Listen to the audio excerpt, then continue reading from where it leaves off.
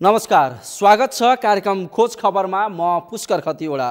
समाजमा भएका हरेक घटनामा हाम्रो नजर, जनताको सूचना पाउने अधिकारको सम्मान हाम्रो अभियान। त्यसैले समुन्नत र समृद्धशाली समाजको यात्रा खोज खबरको अन्तिम अभिष्ट नै गन्तव्य हो। गत डिसेम्बर 31बाट चीनको वुहानबाट सुरु भएको नोभेल कोरोना भाइरस विभिन्न मुलुकमा फैलिँदै गएका कारण अझै यसको नियन्त्रण हुन सकेको छैन। कोरोना भाइरस संक्रमणकै कारण विश्वभर मृत्यु हुने मानिसको संख्या बढ्दो क्रममा छ। कोरोना भाइरसबाट मृत्यु हुनेको संख्या 13,000 नागेको छ भने संक्रमितको संख्या 3 लाख नागेको छ। छिमेकी मुलुक भारतमा समेत कोरोना संक्रमण फैलिएको अवस्थामा नेपालमा पनि त्रास बढेको छ। यति मात्र होइन, विभिन्न मुलुकका नेपालीहरूमा समेत कोरोना संक्रमण देखिन थालेको छ। आखिर कति नेपाली भए कोरोनाबाट संक्रमित, अनि के छ त नेपालीमा कोरोनाको संक्रमणको अवस्था? हेरौँ यो रिपोर्ट। कोरोना संक्रमणले लन्डनमा एक नेपालीको निधन। विश्वभर 15 जना नेपालीमा संक्रमण भएको पुष्टि। हदैसम्मको सावधानी अपनाउन चिकित्सकको सुझाव। शनिबार सौकासभा खाँदबारी नगरपालिका स्थायी घर भई हाल लन्डनको साउथ ह्यारोमा बस्दै आएका 66 वर्षीय पूर्व गोर्खा सैनिक लीलबहादुर राईको कोरोना भाइरसको संक्रमणबाट निधन भयो। उनको लन्डन स्थित नर्थविक पार्क अस्पतालमा निधन भएको हो। यो सामग्री तयार गर्दासम्म 15 जना नेपालीलाई कोरोना भाइरस संक्रमणको पुष्टि भएको छ। विदेशमा रहेका 14 र विदेशबाट नेपाल भित्रिएका एक नेपालीमा कोरोना संक्रमण पुष्टि भएको हो। रोजगारीको सिलसिलामा पोर्चुगल पुगेका 6 जना, कतारमा 2 जना, युएईमा 2 जना, बहराइनमा 3 जना र अध्ययनको सिलसिलामा अस्ट्रेलिया पुगेका 1 जनामा गरी विदेशमा रहेका 14 नेपालीमा कोरोनाको संक्रमण भएको पुष्टि भएको हो। त्यसैगरी चीनको वुहानबाट नेपाल फर्किएका एक नेपालीमा समेत कोरोनाको संक्रमण भेटिएको थियो। बहराइनका थप 3 जनामा कोरोना संक्रमणको आशंकामा क्वारेन्टाइनमा राखिएको छ। कोरियामा भने कोरोनाबाट नेपाली संक्रमित भएको हल्ला अझै पुष्टि भइसकेको छैन। कोरोना संक्रमित सबै नेपालीको परिचय गोप्य राखिएको छ। चीनको वुहानबाट सुरु भएको नोभेल कोरोना भाइरसबाट अहिले सिङ्गो विश्व आतंकित बनेको छ। कोरोना संक्रमणका कारण हालसम्म 13,100 भन्दा बढीको मृत्यु भइसकेको छ भने संक्रमितको संख्या 3,15,000 भन्दा बढी पुगेको छ। यस्ता छन् कोरोनाका प्रमुख लक्षणहरू। 100.4 डिग्री फरेनहाइट भन्दा बढी ज्वरो आउनु, सुक्खा एकोहोरो खोकी लाग्नु, श्वास फेर्न गाह्रो हुनु तथा थकाइ लाग्नु, टाउको तथा घाँटी दुख्नु, नाक बग्नु वा रुगाखोकी लाग्नु। कोरोनाबाट बच्न विशेष ध्यान दिनुपर्ने चिकित्सकहरूले सुझाएका छन्। अहिले हाम्रो यो जुन कम्युनिटीमा रहेको रोग छ मौसमी रुगाखोकी, त्यसका लक्षणहरू पनि यसमा मिल्दाजुल्दा हुन सक्छन् र मौसमी रुगाखोकी र यसमा अलिकति फरक छ। मौसमी रुगाखोकीमा एक्कासी ज्वरो आउँछ, मांसपेशीहरू दुख्छन्, टाउको दुख्छ, घाँटी सुक्खा खोकी लाग्छ हैन, त्यस्ता किसिमको लक्षण। यसमा चाहिँ सुक्खा खोकी लाग्ने अथवा लामो समयपछि ज्वरो आउने हैन, पछि ज्वरो देखिने किसिमका लक्षणहरू हुन सक्छन्। श्वास प्रश्वासमा समस्याहरू देखिन सक्छ केही हप्ता दिनपछि, अथवा हुन्छ नि त्यस्ता किसिमले चाहिँ यसलाई छुट्याउन सकिन्छ। र मुख्य जोखिममा अथवा संक्रमण भयो कि भन्ने शङ्का गर्ने व्यक्ति चाहिँ जो चाहिँ रोगग्रस्त क्षेत्रबाट फर्किएका छन्, रोगग्रस्त क्षेत्रबाट फर्किएका व्यक्ति, रुगाखोकी लागेका व्यक्तिसँग संसर्गमा आउने व्यक्ति जो छन्, अथवा यस्ता शङ्कास्पद बिरामी उपचार गर्ने स्वास्थ्यकर्मी कोही छ भने तिनीहरूले चाहिँ मलाई हो कि भनेर जाँच गराउनुपर्छ। र यी इतिहास जुन आफू गएको देशको इतिहास चाहिँ चिकित्सकलाई भन्न जरुरी छ। अहिलेसम्म यो भाइरसको कुनै उपचार पत्ता लागेको छैन। यो भाइरसले आक्रमण गर्नुभन्दा पहिला नै यसबाट सतर्क हुनु नै यसबाट बच्ने सबैभन्दा सरल उपाय हो।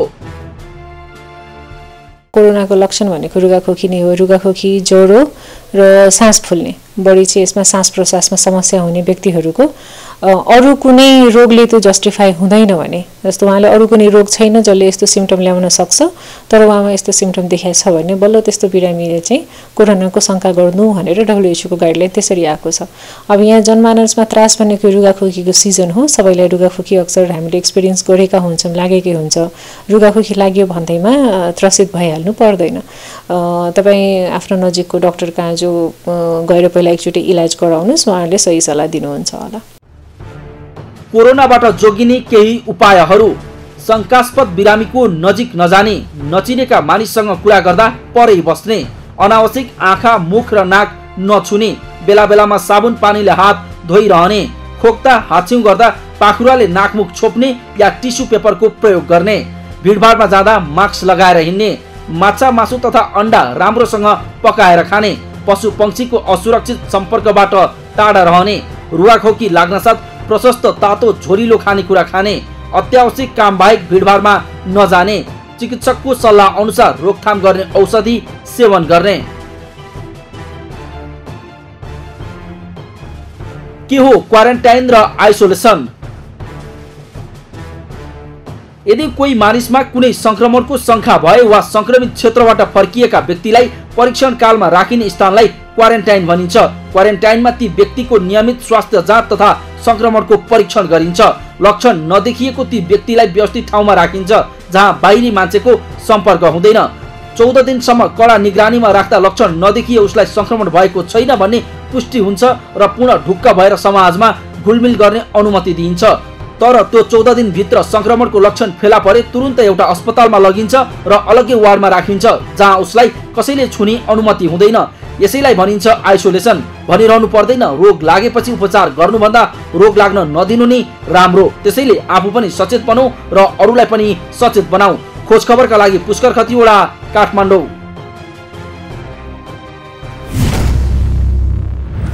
हुन त विश्व स्वास्थ्य संगठनले नेपाल कोरोना भाइरस संक्रमणको उच्च जोखिममा रहेको जनाएसँगै कोरोना रोकथामका लागि सरकारले विभिन्न कदमहरू थालेको छ।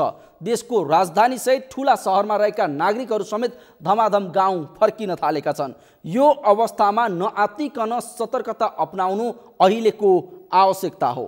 कार्यक्रममा एकैछिन ब्रेकपछि सरकारले सुरु गरेको खाद्यान्न बिक्री वितरण र सुपथ पसल सम्बन्धी थप प्रसङ्ग लिएर उपस्थित हुनेछौँ। हेर्दै गर्नुहोला।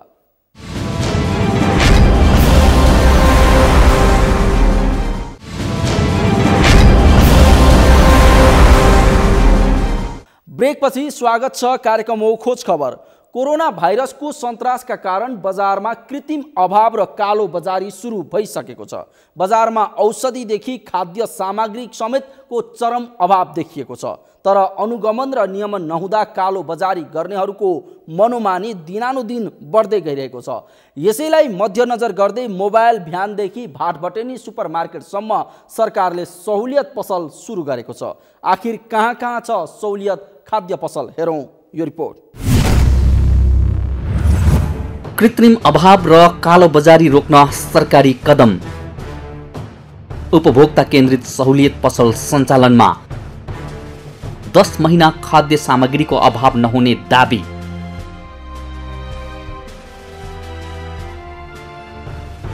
कोभिड-19 अर्थात् कोरोना भाइरसको संक्रमण विश्वभर महामारीका रूपमा फैलिरहँदा यसको सन्तास समेत बढेको छ। महामारीका रूपमा फैलिएको कोरोना भाइरसको संक्रमणसँग बस्ने त छँदैछ, अझ यसका कारण हुने बजार बन्दको भयले आम उपभोक्ता औषधभन्दा अत्याधिक मात्रामा खाद्य सामग्री सङ्कलन गरिरहेका छन्, जसका कारण बजारमा खाद्य सामग्रीको अभाव र माग बढेको छ।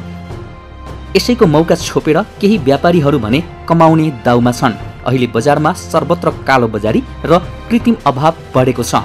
ठाउँ ठाउँमा ग्यास, पेट्रोल तथा मास्क बरामद भइरहेका छन्।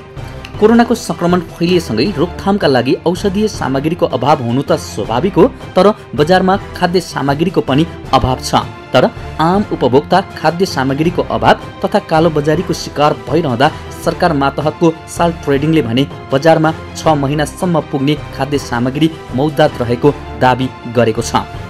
कर्पोरेसनले 1,55,000 मेट्रिक टन नुन स्टक रहेकाले 10 महिनासम्म नुनको अभाव नहुने दाबी गरेको छ।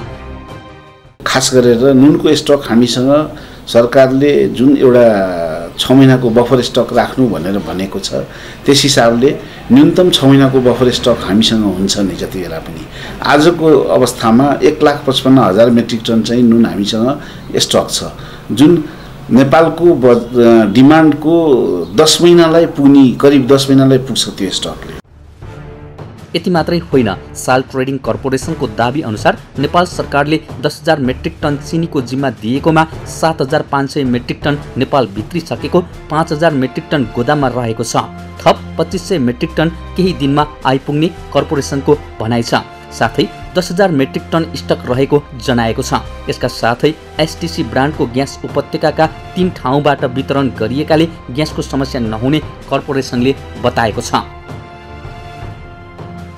हामीले पहिले भन्दा बढी नै सप्लाई गरिरहेछौँ अहिले है। र हाम्रो यो 3 ठाउँबाट जडीबुटी, सतुङ्गल र कालीमाटीको बिक्री कक्षहरूबाट निरन्तर रूपमा गइ नै रहेको छ। सँगै डिलरहरूको माग अनुसार पनि हामीले निरन्तर रूपमा एसटीसी ग्यास चाहिँ सप्लाई गरि नै रहेछौँ। कर्पोरेसनले यस्तो दाबी गरे पनि जनताले भने यो कुरालाई पत्याएका छैनन्, किनकि अनुगमनमा सधैँ चुक्ने सरकारले बजारको अभाव टार्न सकेको छैन। यति मात्रै होइन, कालो बजारी गर्ने व्यवसायीको हुर्मत लिन नसक्ने सरकारले बजार सहज बनाउन सक्नेमा आशंका छ। तथापि सरकारको तयारी भने शून्यमा छैन। सरकारले बजार अनुगमनलाई व्यवस्थित बनाउँदै सहुलियत पसल थापेर सर्वसाधारणलाई राहत पुर्याउने अपेक्षा गरेको छ। खाद्य वस्तुमा त्यस्तो अभाव मैले देखेको छैन। अलिअलि यो माग बढ्या हुनाले जस्तो 1 कुन्टल चाहिने मान्छेले सञ्चित 4 कुन्टलसम्म लग्या देखेँ मैले। सिलिन्डरहरू कुनै कुनै घरमा त 10औं सिलिन्डर पनि देखियो। अब यो जनताकै घरमा हामी छापा मार्न सक्ने स्थिति होइन राज्यको। त्यो जनतालाई प्रशिक्षित गर्ने, सचेत पार्ने कुरो नै हो। र जहाँसम्म अब यो अनुगमनको पाटो छ, यसलाई वृद्धि गरिएको छ।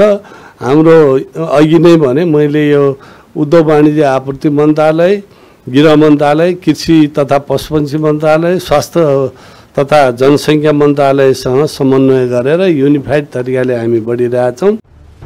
सरकार आफैले सुपथ मूल्यको पसललाई अझ व्यवस्थित बनाउने तयारी थालेको छ। उपभोक्ता ठगिने क्रम नरोकिएपछि सरकारले आफै सुरु गरेको सुपथ मूल्यले पसललाई व्यवस्थित बनाइने दाबी गरेको छ। खाद्य व्यवस्था तथा व्यापार कम्पनी लिमिटेड मार्फत 3 ठाउँमा र साल ट्रेडिङ कर्पोरेसन लिमिटेडको 1 ठाउँमा चलाइरहेको यी पसलमा जनशक्ति थपेर सहुलियतका पसललाई अझ व्यवस्थित पारिने भएको हो। यस अतिरिक्त भाटबटिनी सुपरमार्केटमा छुट्टै स्टल राखिने भएको छ भने भक्तपुरमा नयाँ सुपथ मूल्य पसल सञ्चालनमा ल्याउने भएको छ।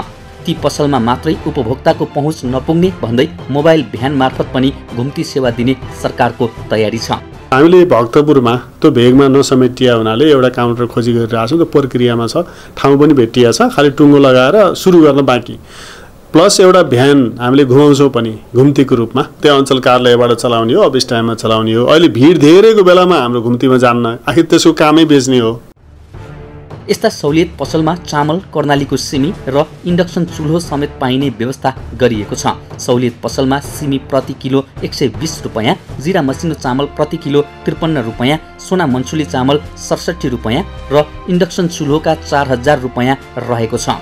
कृत्रिम अभाव चर्काएर व्यापारीहरूले कालोबजारी गरिरहँदा सरकारले सहुलियत पसल मार्फत उपभोग्य सामग्री बिक्री गर्न थालेपछि सर्वसाधारण लाभ पाउने अपेक्षा गरिएको छ। तर कालोबजारी गर्ने व्यवसायीहरू कारबाहीको दायरामा कहिले आउलान्, यो मुख्य प्रश्न बनेको छ। खोज खबरका लागि क्यामेरामा सृजन श्रेष्ठका साथ शान्ता लम्सालको रिपोर्ट। हो, सहुलियत पसल थापेर जनतालाई सहज पार्नु पक्कै पनि राम्रो काम हो। तर बजारमा कालो बजारी गर्ने र मनपरी रकम असुल्ने व्यवसायीहरूको मनोमानी भनी नियन्त्रण कहिले र कसले गर्ने? विश्वभर विपत्ति परेको बेला त्यसैको आडमा उपभोक्ताको ढाड सेक्ने व्यापारीलाई आखिर कहिलेसम्म छुट दिने? यस विषयतर्फ सरकारको ध्यानाकर्षण हुनु अति जरुरी छ। हवस् त, आजका लागि कार्यक्रम खोज खबर यति नै। कार्यक्रम खोज खबरका विषयमा कुनै प्रतिक्रिया छन् भने हामीलाई खोजखबर@sagarmatha.tv मा इमेल गर्न सक्नुहुन्छ अथवा फोन नम्बर 0157606074 मा फोन पनि गर्न सक्नुहुन्छ। लुकेका र लुकाएका खबर निरन्तर जारी छ। नेपालको पहिलो न्युज च्यानल सगरमाथा टेलिभिजन हेर्दै गर्नुहोला। नमस्कार।